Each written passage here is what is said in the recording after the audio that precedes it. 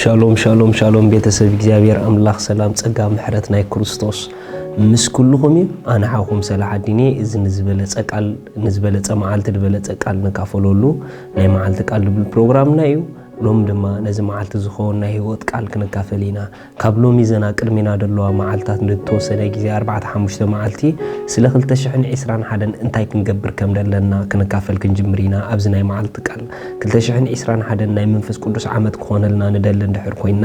ኣብ 2021 ፍሉይ ዝኾነ ርክብን ምንቅስቃሳት ናይ መንፈስ ቅዱስ ኣብ ህይወትና ክንርኢ ንደል እንድሕር ኮይና ክንገብሮም ደለና ነገር ወይ ድማ ነቲ ድሰማዕናዮ ቃል ኣብ ህይወትና 2021 ክፍጸም ንደል እንተዳ ኮይና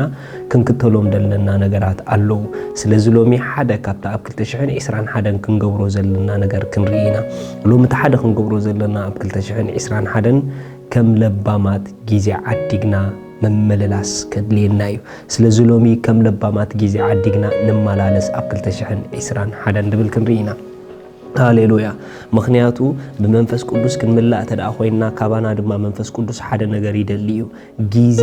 ክንቦ ይደልዩ ጊዜ ወሃቢ እግዚአብሔር እዩ ነገር ግን ካብቲ እግዚአብሔር ዝሃበና ጊዜ ከም ለባማት ጊዜ ዓዲግና ንኣምላኽ ክንቦ ግን ናትና ግደዩ ምኽንያቱ እግዚአብሔር ሓንሳብ ጊዜ ኣሕሊፉና ዓና ምስሃበና ንጊዜና ከመይ ንጥቀመሉ እንወስን ንሕና እምበር እግዚአብሔር ኣይኮነን ስለዚ ነቲ እግዚአብሔር ዝሃበካ ጊዜ እግዚአብሔር ኣብ ጊዜኻ ዕድል ክትቦን ከይትቦን በአኻ በአኺ በአይ ይዙስን ገለ ለባማት ካብቲ ኣምላኽ ዳሃቦም ጊዜ ካብኡ ጊዜ ዓዲጎም ንኣምላኾም ድህቡ ማለት ንኣምላኾም ኣብ ጊዜኦም ዕድል ድብዎ ሰባት ኣለዉ ገለገለ ሰባት ከዓ ንኣምላኾም ፍጹም ዕድል ኣብ ጊዜኦም ዝህብዎ ሰባት ኣለዉ 2021 ግን ከምኡ ከይንኸውን ክንጥንቀቕ ይግበአና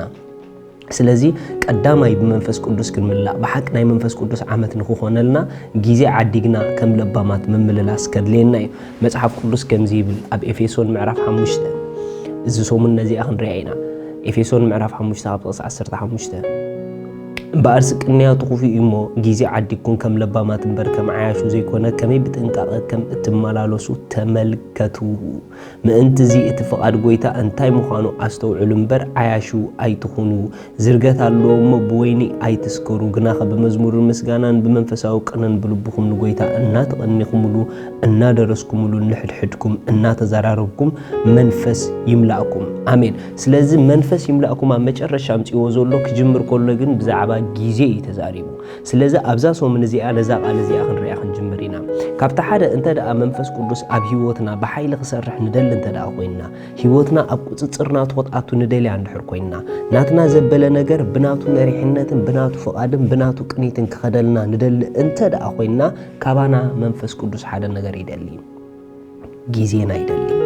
ريخم جزء عديكم كم لبامات يلو مصحف قدوس جزء عديكم كم لبامات كمي كم اتمالالو ستملكو يلو اب جزيهم عياشي تكون يلو مني ما بجزيهم عياشو اب جزيهم عياشو كابتا املاح ذهبوا من املاح عدل ديهبو سبات بفصوم عياشي ما جزيهم ندلايكم جزي خطبو تقوليهم نجرجن ابتن صوابهم جزي نجزابير كساع كندي جزي تبو نجزابير كساع كندي جزي نبوغن امبورتانت يو انت دا ابتا املاح ذهبنا جزي اما علت 24 ساعات نخلنا لنا ابزن 24 ساعات እግዚአብሔር ክሳዕ ክንደ ዕድል ንህቦ ግን እናትና ግደይዚ ስለዚ ኣብ 2021 ፈጺምና ክንጥንቀቀሉ ዘለና ኣብ ጊዜና ለባማት ክንኮን ኣለና በቤተሰብ ደረጃ ዘለኹም በቤተሰብ ደረጃ ንእግዚአብሔር ጊዜ ሃብዎ ብውልቅኹም ደረጃ ንእግዚአብሔር ሃብዎ ጊዜ ስለዚ ብኽልተ ዓይነት መንገዲ መንፈስ ቅዱስ ጊዜና ክረኽቦ ይደሊ ሓደ ብግልና ወይ ድማ ምስ ቤተሰብ ተለና በቤተሰብና ንእግዚአብሔር ጊዜ ሆኖ ይደሊ ማለት በመጽሐፍ ቅዱስ መጽናዕቲ በሜዲቴሽን በጸሎት ንእግዚአብሔር ጊዜ ክንቦ ይደሊ ልክዕ ንሕና ጊዜና አምላኽ መስሃብናዮ ሽዑኡ እግዚአብሔር ክምዕደና ከስተኻኽለና ከቀርጸና ኃይል ኸበና ጸጉኡ ኸብዝሐልና ዓይንትና ኸፍተልና ምኹሩ ኸስማዕና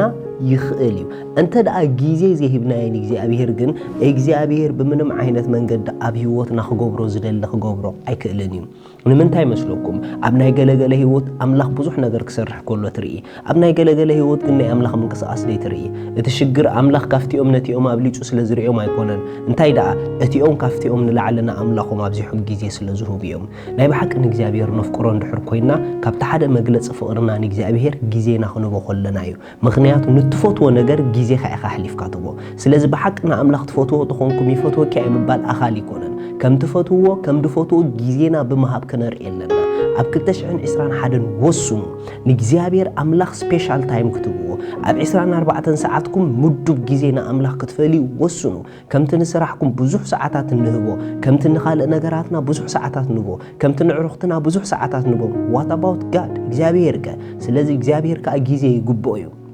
እንተ ደኣ ንእግዚአብሔር ዝኾን ግዜ ዘይብልና ኮይና ረስዕዎ እግዚአብሔር ኣብ ህይወትና ክሰርሕ ዝብል ሕልም ረስዕዎ ትምኒት ኮይኑ ጥራሕ ክተርፍ እዩ ገለገለ ሰባት ኣብ ትምኒት ጥራሕ ዝነብሩ ሰባት ኣለዉ ኣብ ትምኒት ምንባር ከዓ ትርጉም የብሉን ናይ ራእናይ ዕላማ ሰባት ክንከውን ኣለና ከምኡ ክንከውን እንተ ደኣ ኮይና ግን ኣምላኽ ግዜና ይደሊ ስለዚ ቀዳማይ ብግልና ንኣምላኽ ግዜ መሃብ ከድልየና እዩ بقلنا أنا أملاح جزء مهاب كدلينا يو قالوا خنسمع سبكتو خنسمع تمرتات خنسمع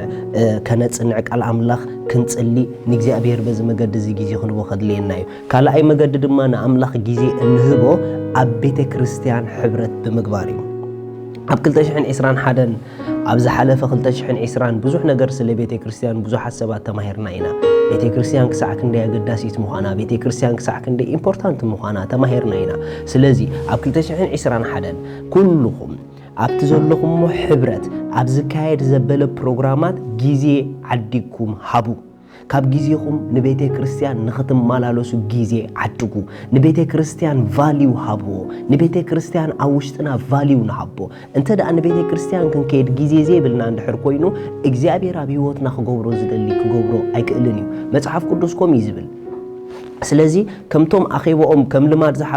ዝሓድጉ ንሕና ድማ ኣኼባና ምሕዳግ ከም ልማድ ክንገብሮ ፈቃድ ኣምላኽ ኣይኮነን ስለዚህ ኣብ 221 ብግልኹም ንእግዚአብሔር ጊዜ መሃብ ከድልየና እዩ ንቤተ ክርስቲያን ብምኻድና ኣምላኽ ጊዜ ክንቦ ከድልየና እዩ ቤተ ክርስቲያን ኣምላኽ ንትውልድ ዘሰልጥነላ ቤተ ክርስቲያን ኣምላኽ ንትውልድ ጸጋ ዝመልአላ ቤተ ክርስቲያን ኣምላኽ ንትውልድ ብመንፈስ ቅዱስ መሪሕነት ዝበላ ቤተ ክርስቲያን ኣምላኽ ንትውልድ ብመንፈሱ ገይሩ ዝመልአላ ቤት እያ ስለዚህ ቤተ ክርስቲያን ሸለል ከትብሉ ኣብ 221 ቤተ ክርስቲያን ተተኸፊቱ ኣብ ተስተኸፈተ ቤተ ክርስቲያንኩም ከድኩም ጊዜ ወሰዱ እንተ ደይ ኮይኑ ድማ ኣብቲ ድግበር ፕሮግራማት ናይ ቤተ ክርስቲያንኩም ጊዜ ሃቡ